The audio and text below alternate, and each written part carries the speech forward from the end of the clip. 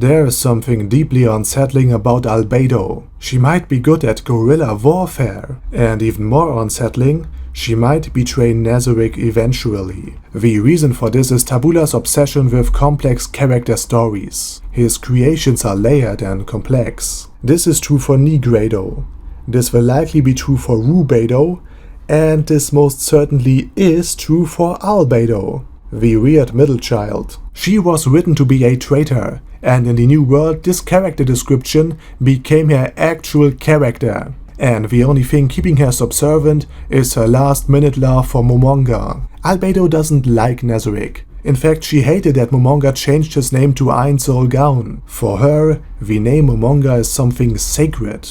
And as mentioned, she doesn't value Nazarick, she just endures it. At least for now. To Albedo, world domination is just her husband's stupid hobby. An excellent title for any light novel. Anyway, back to topic. While Albedo alone would be no match for Nazarick's combined might, the Great Tomb has a huge weak spot, the Staff of Ainz Ooal Gown. All she needs to do in order to annihilate Ainz's entire world is to break the guild item. And this scares me. Granted, at the end of book 10 I was also quite worried, but after hearing Lupus Regina announces Ainz's death, I didn't panic because his creation, the first Death Knight, was still guarding the village of Karn. Granted, it still might just be following his last order, and being created with the aid of a slain knight might mean that he may still exist in this world, even if his master ceases to do so, but I was confident that Ainz Ooal Gown lived. And given the rising popularity of Overlord and the announcement of the most ambitious crossover since Kaiser marched his legions over the Rubicon or the Colorado River, Nazarick might be safe. Additionally, Albedo knows how hard the loss of Nazarick as a whole would be for Ainz, which might, at least from her perspective, lead to Momonga leaving her behind like all of the other supreme beings did before, even if Albedo somehow survives the end of Nazarick. Also, she isn't frustrated about Ainz's lack of attention.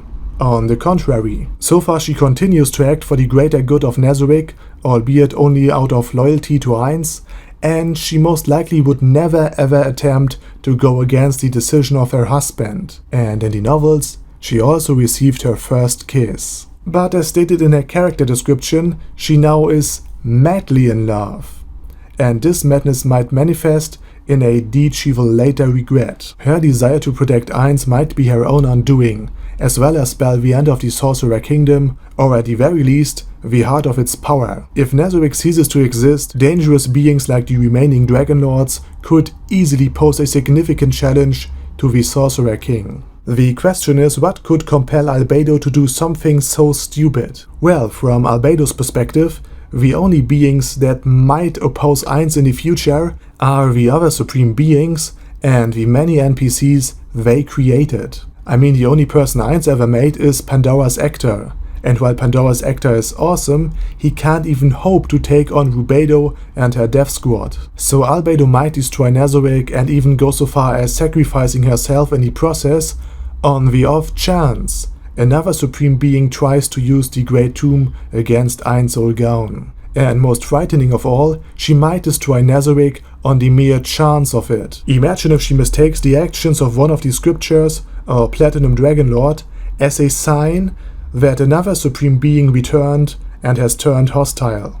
In panic mode, she might destroy everything Ainz holds dear in order to protect Momonga, the undead she loves. I really hope this will never be the case, and the chances that something like this might happen are very slim, but in the end Ainz might end up truly alone in this new world.